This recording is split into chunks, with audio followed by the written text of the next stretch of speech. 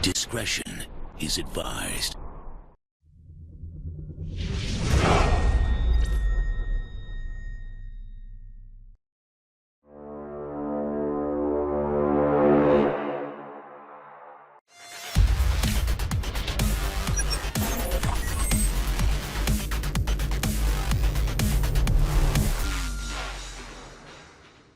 Hello, everyone, and welcome back to another episode of Three Geeks Flix. Joining me, as always, is the sleepy man himself, the Muse, Justin Kyle. Say hello, everyone, Justin. Hello, everyone. Yes, and of course, I am the tech Mitchell Wright. This is a Geek Feed. There's three things that have been in the news I kind of wanted to bring up. I've got the Muse on here because I kind of want to throw some questions off of him. So without any delay or anything like that, I'm going to jump to the first one, and it is Marvel has officially taken a stance. Now, Marvel Studios, the Marvel Cinematic Universe, Marvel Entertainment, as far as like Captain America, Iron Man, all that good stuff, the Infinity Wars. Marvel Studios, yeah, right. It all goes through it, has taken an official stance on R ratings. It will not cross over. It will not do R ratings. Kevin Feige said that, you know, he looks at the success that Logan and Deadpool had, but he's not really looking. He says, don't look at the R rating. Look at the risks they took. And that's what everybody should overall take away. Now, my question to you, Good Muse, is, do you think his point's valid? When he's saying don't look at the R rating, look at the risk they took. Yeah. Wasn't the risk they took it being R rating? I mean, that's kind of what I'm thinking. It's a risk that a lot of people, you know, before were like, hey, yeah, let's do it. And all these other studios are like, oh, we'll lose the kids, we'll lose all this mainstream. Look how much money they made. Look how much success they've had. And I can understand maybe why you don't want these bigger budgets, Marvel Studios universe, going that direction, because you haven't before, and you've had enough success without of it, but right. Still, what the fuck's wrong with an R rating? Well, I mean, I feel like it could potentially isolate some of the fans, because you have the entire universe that's like 15 movies just now, and then they throw in one movie that's limited to a certain demographic that would be 17 and over. So yes, would there be children that got to see it? Absolutely. Some parents would take theirs, but the fact is not every one of the kids that have lived with this universe for so long would be able to see it. If that's what he's talking about, then I can understand that. Yes, I agree. And only because at this point they would be working kind of against what they've built so far. The idea and the reason behind it is to build a consolidated, well-known, complex universe. If they were to put limits on it and say, you know, we're doing it for this reason, but not everyone that has seen everything so far would get to see it. Right. Yes, that's something that I think they should consider. And it also, I think it depends on the characters. You know, should they turn a Captain America into a fuckfest? No, they should not. So I see merit from what Kevin Feige is trying to do. I understand that. When I say it depends on the characters, look at Deadpool. Deadpool, and especially Logan, those should have been R rating, I think.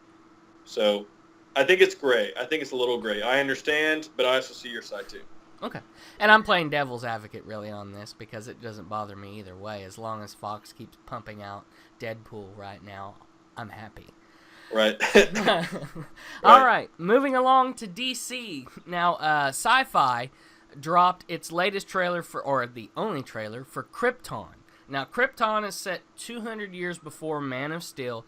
It is written and kind of the brainchild, the love child of David Goyer, who was actually one of the writers on Man of Steel. Correct. And he says he's treating this as like a historical piece. You've got Seg-El, who is the grandfather of Kal-El, and the whole story is going to focus around him, and when the House of El is ostracized, and the House of El is trying to help bring hope and equality to Krypton, and there's going to be this whole like forbidden love triangle kind of thing going on between one of the children of the House of Zod and Seg-El. And my whole question to you is, was this something probably better suited for I'd say like a series, a sci-fi or sci-fi, however you want to say it, series, or would this have been something that would have been great to see on a bigger screen?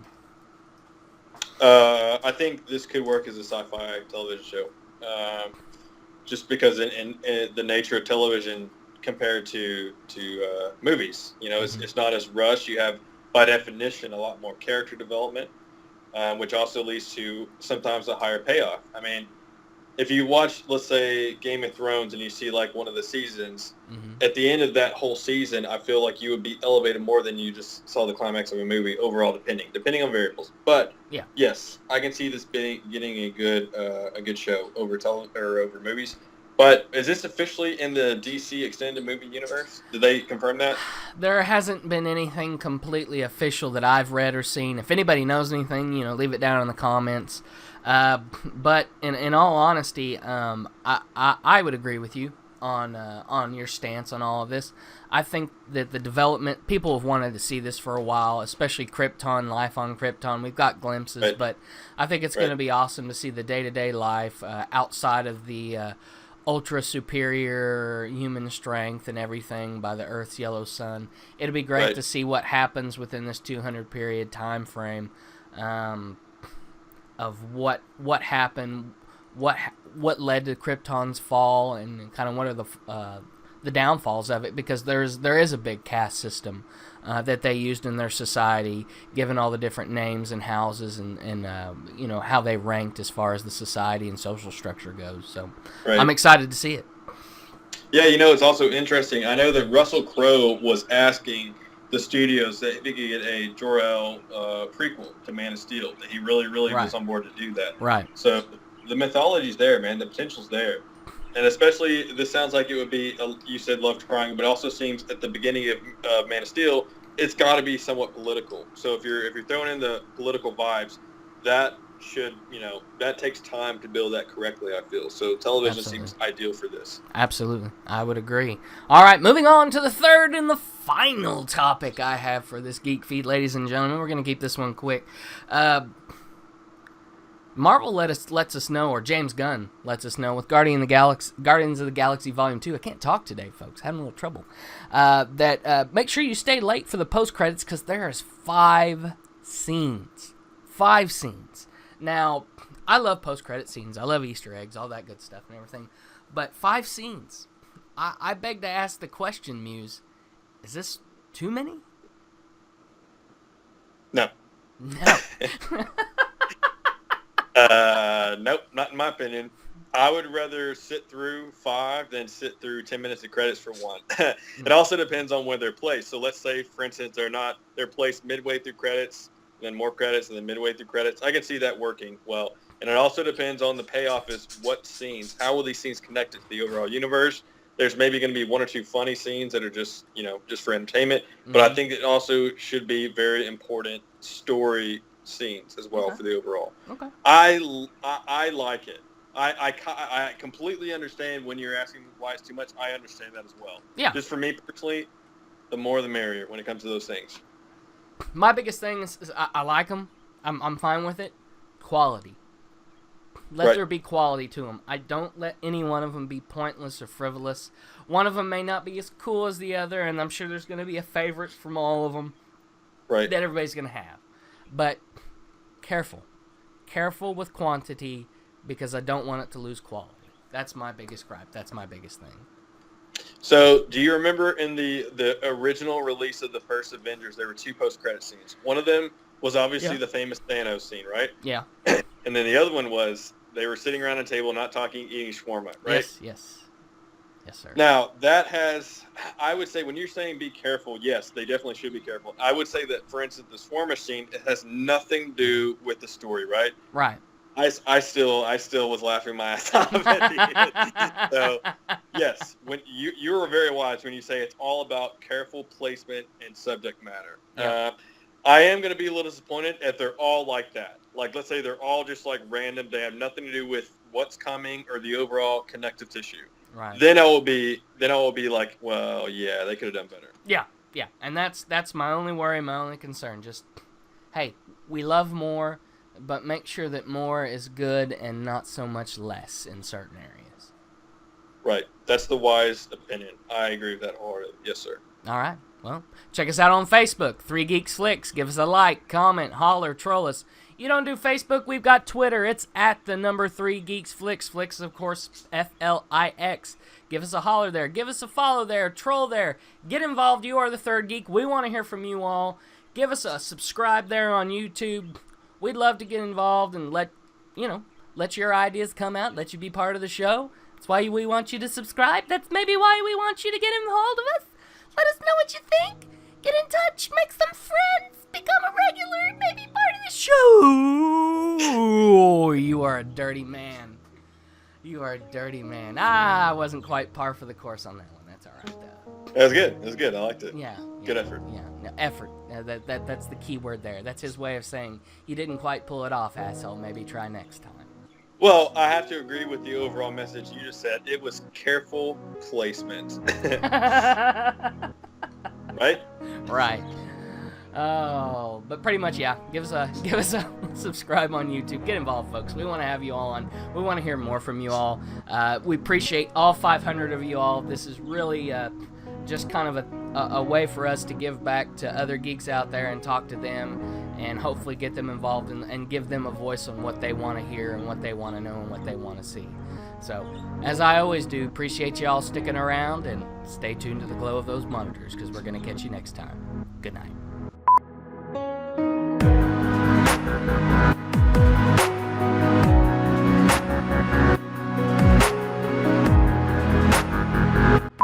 She has a dog named Charlie.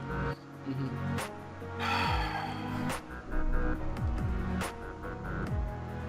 Okay. I'm waiting. It was a cold, dark night in 16. Okay. They started licking my ear. Okay. And I liked it. It was Oh. consensual. Okay. And then it got violent. He assaulted me. This little dog named Charlie assaulted me. Little, like how little are we talking? Doesn't matter.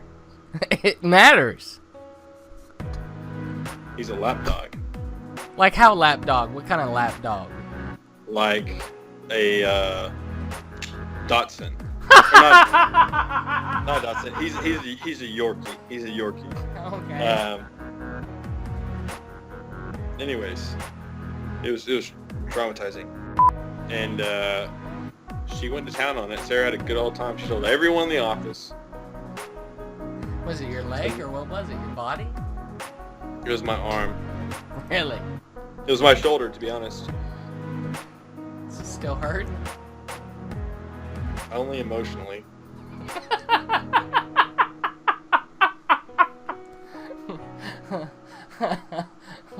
So that's what happened to your shoulder.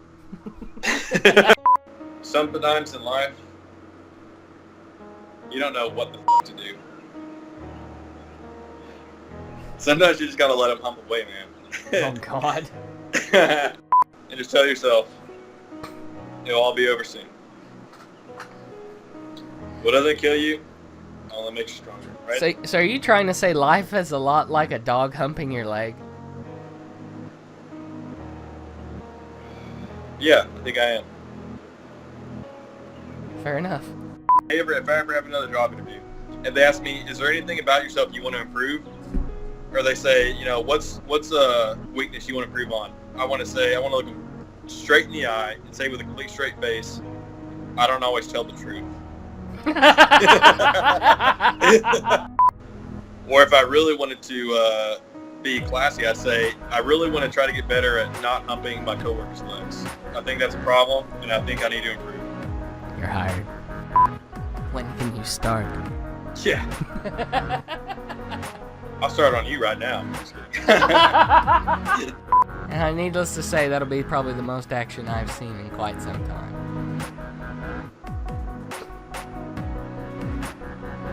Moving on to better things. That would be my second answer. Is what do you want to prove? I want to give myself a little more action, if you know what I mean. What belt was I? You never lose your belts, okay? I'm still a yellow belt with a black stripe. You don't lose that, Mitchell. I don't care if I was 4. And why didn't you finish? I kept humping his leg.